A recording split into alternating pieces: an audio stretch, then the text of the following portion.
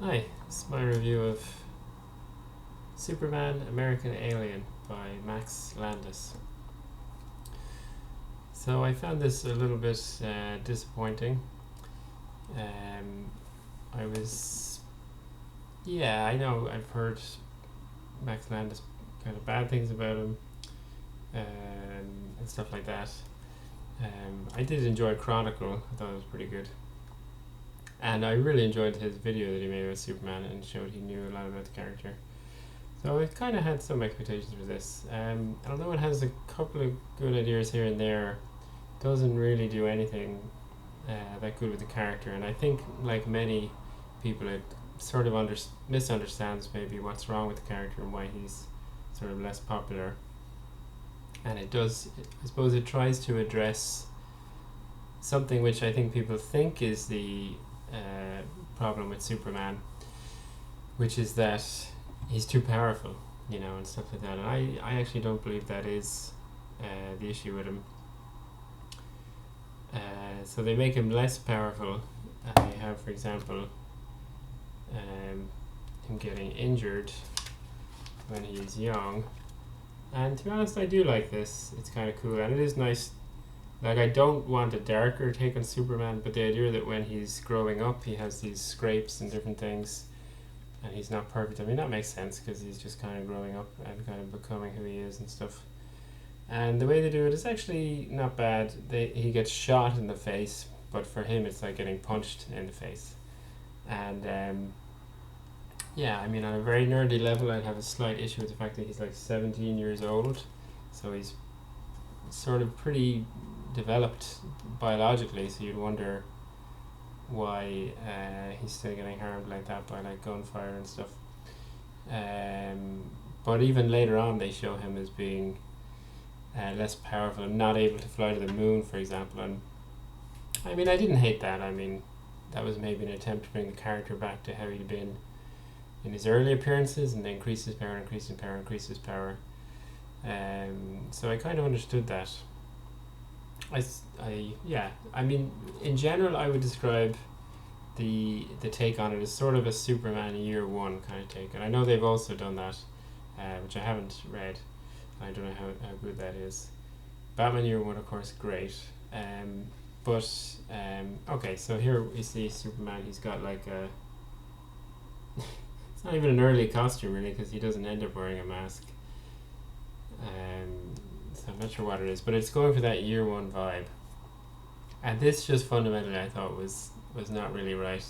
I mean, it worked for Batman because essentially Batman needs to have like a Year One and a Year Two and a Year Three, because Batman, of course, has no powers, so he has to develop strategies and tactics and gain experience and all that kind of thing in order to make him effective. So that makes perfect sense. And then even Spider-Man, and that's a slight inspiration as well, I think, when the Sam Raimi Spider-Man had the early costume, and that was really good. And that makes sense as well, because Spider-Man came to his powers later in life. But Superman didn't. Like, essentially, from the moment he lands in Kansas and is taken in by the Kansas, that's it, he's Superman. Like, it's essentially his destiny to be Superman. So I didn't feel this really worked for the character. And yeah, there were, and oh yeah, this is, I guess this fits in with Superman being a bit weaker, but they have him kind of wearing armor, and again, that seems sort of Batman Year One inspired, and that doesn't seem that necessary. But I think they're trying to show that that's in a process, and maybe that he hasn't fought someone as powerful as Lobo yet. But Lobo is not bad as well. And generally, like, it's not a terrible comic or anything. There's kind of, I would say, small good ideas, but nothing kind of revolutionary. Doesn't really save the character, so to speak. To me, the thing that people actually find hard about Superman, I think, is that it's like his morality, and that he's just like a good guy. Like, I was recently, just get it there. I was reading this, Whatever Happened to the Man of Tomorrow, which is referenced in American Alien, let me see if I can find the place here, which I thought was very... Ah, yeah, here we are. So, it's Superman's birthday, and Wonder Woman brings him a replica of the shrunken city of, what's it called, Kandahar or something? Kandor, sorry. And I think I'm mixing it with Evil Dead. But anyway, so Superman goes at super speed, quicker than she can see, goes to where he already has something like that, moves it to his closet, I think, then comes back and says thank you before he can see. So to me, that's what I like to see more of Superman, that he's just this really good guy. And I totally understand why that's fallen out of favour, because I suppose, is it even possible to be such a person that's almost wholly good? I think it is possible, like logically it would be possible, but it's very rare, and obviously we don't trust our leaders and we don't trust people in authority, and that whole idea of someone being totally good just has gone more and more out of favour and out of fashion. Probably, I suppose, I mean, it was happening for a while in the 80s. It was kind of gone. It hasn't really come back that much. But I don't know, that's the Superman character for me. Like, very powerful. And I think even, him being so powerful, it's not necessarily the case. I'll see if I can get another comic here that illustrates that. Where are we? Oh yeah, here we are. So this is Superman for All Seasons, and that's it's a pretty good one. The artwork is probably maybe love it or hate it. He's very chunky looking, for want of a better word. Almost fat looking in a way. But let me see if I can find this part. I didn't mark it. But okay, essentially, I don't find the exact part. But this character is the only other supervillain apart from Lex Luthor in it. And she's known as Virus, I think. Anyway, a Virus features in the story. And I suppose they're just making the point there, Superman, yeah, he's powerful, or the most powerful being on Earth, but he's just physically powerful. He's actually powerless to stop this virus that comes to the Daily Planet or something, which I thought was clever, and that's just one way in which he's not powerful. And I think whatever happens to man tomorrow. So and then he's always weakness to magic and all that kind of stuff. And just it's a bit, I don't know, it's sad in a way, because I kind of wanted American Alien to be good, and Landis, he's a young writer and maybe he's a bit of an asshole or something like that, and I'm not kind of dealing with that, but I want it to be good, and for him to kind of reinvigorate the character, but I don't feel that's really what happened, and I enjoy more this older take on the character, and how he used the Mxyzptlk character and stuff like that. There is a nice little Mxyzptlk part in this as well. You can tell there's a fondness for the character, but I think still that misunderstanding and that trying to, and I understand it's less interesting from a storytelling point of view to be like, well, he's just Superman from the get-go and he doesn't have a lot of personal problems and things like that. I understand that. There's stuff in here where he's like a kid and he starts to think that he's an alien and he's like a monster or something. I think that's fine. I think that's probably believable for the character without having him be really tortured or anything. And then there's he thinks he's like E.T. or something. Timeline wise, I'm not sure how that fit as well in the movie E.T. When was that? 1982 or something? Anyway, we won't worry too much about that. And Martha Kent says something very nice in it. She says, "Oh, you're my shooting star." So I thought that was nice. I'm not going to say there wasn't enjoyable parts in it. There was Superman easily defeating Deathstroke. That was kind of cool. And we have that. So I certainly enjoyed parts of it. Lex Luthor was done right, but he's sort of always done right. You know what I mean? It seemed like they were a little easier time, like the darker characters. Here's Parasite, and this is quite a good page, to be honest. You get the whole origin of Parasite in kind of one go. He's like a golden boy type kid, but then he falls drugs for whatever reason, and then it's sort of a natural step in a way.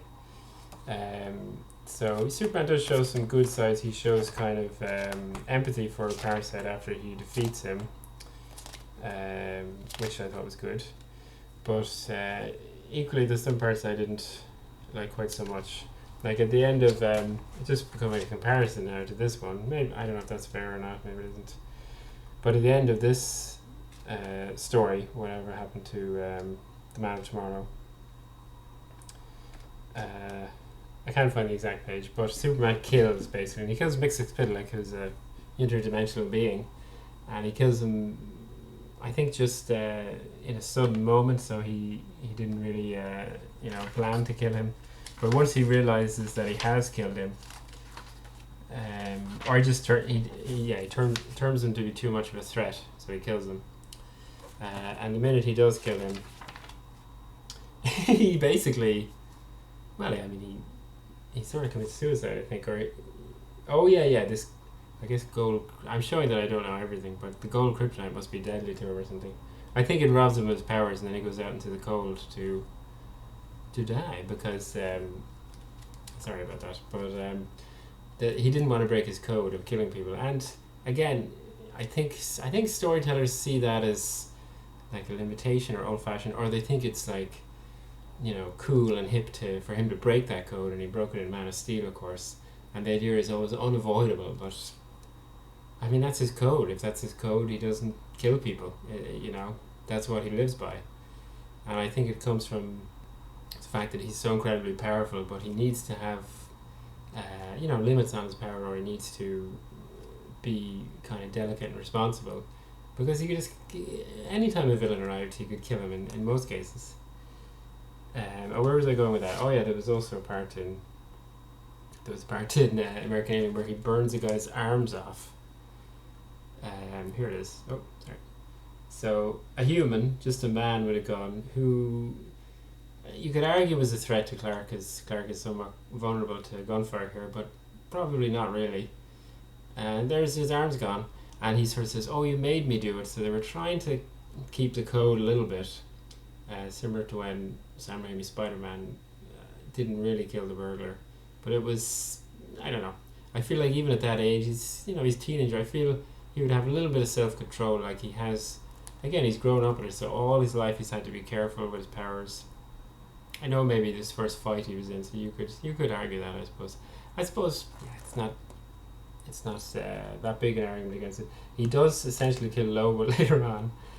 Lobo is a complete prick in it, He even, and this is where it came a little immature. He was like, but again, it was not a bad moment. As I'm looking back and I'm realizing that maybe I enjoyed it a bit more than I thought. So Lobo is saying, when I was and so they have the thing that Lobo tells Superman that Krypton has been destroyed, and that was a good touch, I thought. And he was essentially the first alien here that Superman's encountered.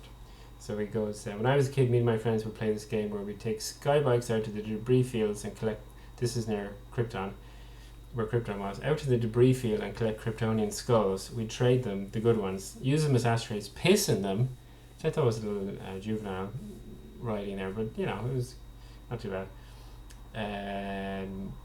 So he's, and this also is sort of an addition that Landis made, where it's a very kind of grounded fight, and that made sense, because essentially if someone has similar power level to Superman, then it would sort of take on more the feeling of a street fight as it does here, and that's good, and that makes sense, and that does prevent the boringness of the Superman fights, where it's like he punches someone, they fly a mile, and then they come out and punch him and he flies a mile, and stuff like that. So he was obviously aware of that, and he attempted to kind of remedy that. Another good idea which didn't make it into the comic was this idea that Jor-El looks quite alien, not like a human, but he puts Clark into the pod, and he puts this thing, DNA matcher or something. So basically wherever Clark goes, his DNA will match that of the local people, so actually that was a pretty good idea as well. But then I'm also okay with the idea that he's just a Kryptonian. Kryptonians are just like that. And I know, I'm not sure how long, again, I'm sure I'm not an expert, but how long they've had where it's the sun and then on Krypton they are normal. But I like the idea of a society where they're all, as strong as Superman, and that's why they have such an amazing society, maybe, or something. Or they're just like a more evolved kind of life form or something. But it's, it's all good, it doesn't really matter. So, yeah, I think that's kind of essentially all I want to say on that. So, hope you enjoyed the video. Sorry, I know it's not very good quality and stuff, but I hope it was somewhat interesting. So, thank you.